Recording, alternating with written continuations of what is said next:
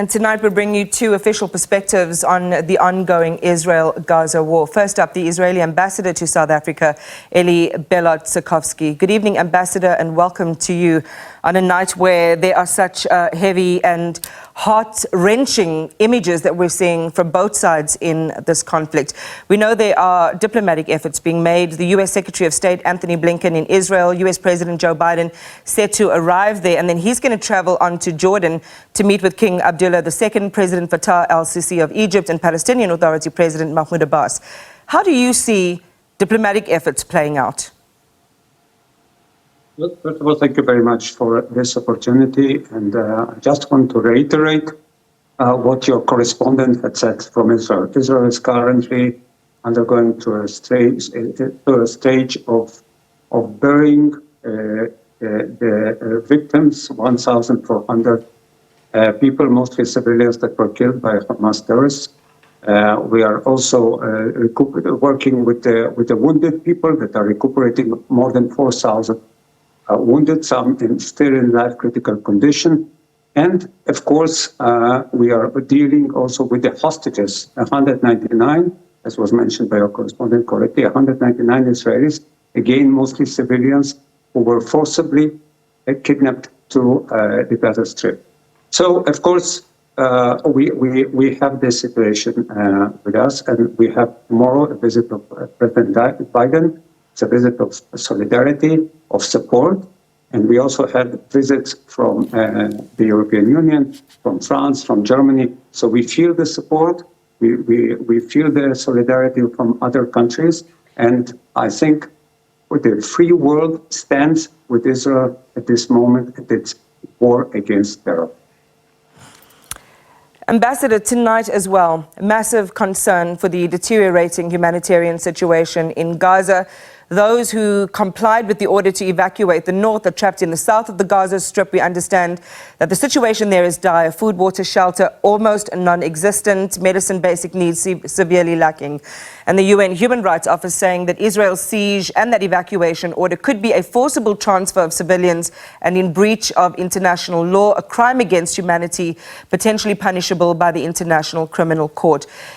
Is this on a night when, as you say, you have all of these almost immediate issues to resolve in burying the dead, negotiating or devising plans to get those who have been kidnapped back? Is this something your government is worried about?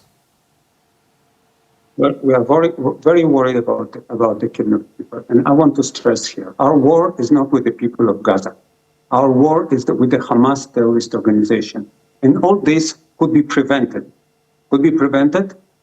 By Hamas by not attacking Israel. But after they have attacked, our government and our defense forces have a duty to our citizens to defend them. Because if you are not going to do anything, we are going to suffer another attack and another attack and another attack.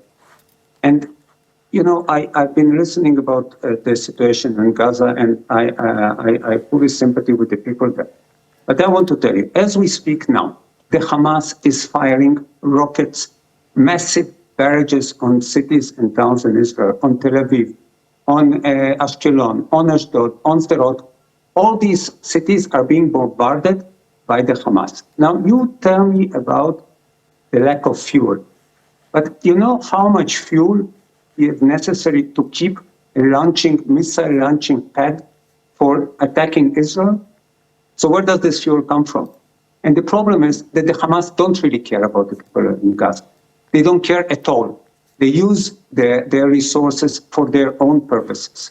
And I declare and I call for everybody to condemn Hamas and to force them to stop this oppression of the people of Gaza, to stop using the supplies for its own purposes. And we had reports about Hamas stealing from UNRWA, from the UN Refugee Agency, stealing fuel for its own purposes.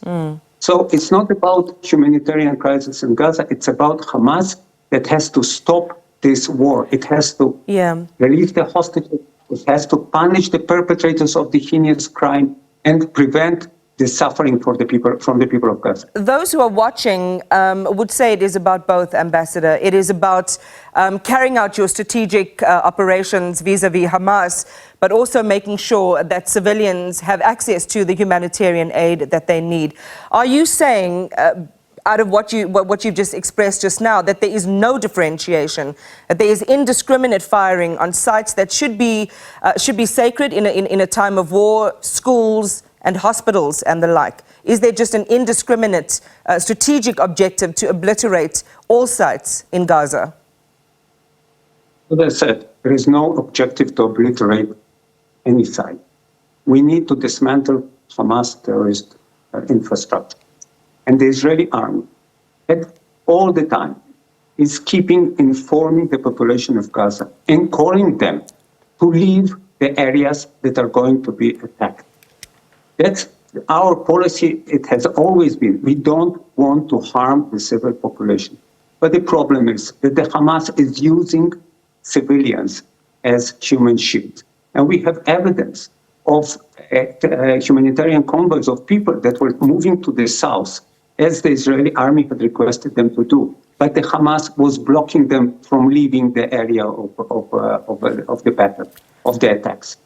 And this is something, again, people need to understand. The Hamas is not, it's not the Palestinian, it's not Palestine, it's not the Palestinian people. It's a terrorist organization that will stop at nothing before it was Israel. And it says so in its charter. Its charter says our aim is to destroy Israel. And we need to deal with this. And we cannot say, okay, we sit and we wait for another attack and another attack and another attack. They killed 1,400 innocent civilians. They kidnapped almost 200 civilians, people that did absolutely nothing. Yeah. Ambassador, and tonight we have seen, as far as those videos that are authenticated, have been seen, you can see and commiserate with the pain that your countrymen and women are experiencing in this moment. Moving then to, there's a difference between a political resolution vis-a-vis Hamas, which, we've heard over and over again, you will not necessarily negotiate with, and then there is the civilian population. And I'd like for us to end on that note, if I may. As we speak, trucks carrying aid for Gazans are waiting at the Rafah border. Egypt says it's never closed that border. Is Israel attacking and blocking that border? Do you want civilians to have access to that humanitarian aid? As we speak, there are negotiations now regarding the aid. I can say already the water supply has been resumed. There is water coming from Israel to the south of Gaza. And we don't want the population of Gaza to suffer. Definitely not. But our aim is to dismantle the Hamas terrorist infrastructure and to defend the people of Israel.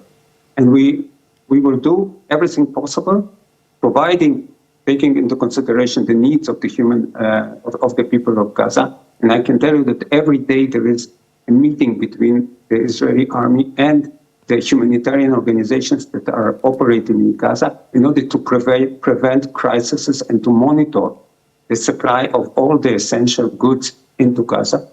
And we don't want, again, we are not fighting the population, but we need to dismantle the terrorist infrastructure and to destroy Hamas. This organization has no right to exist. Ambassador Eliav Belotsercovsky, thank you very much for talking to us tonight. We appreciate your time.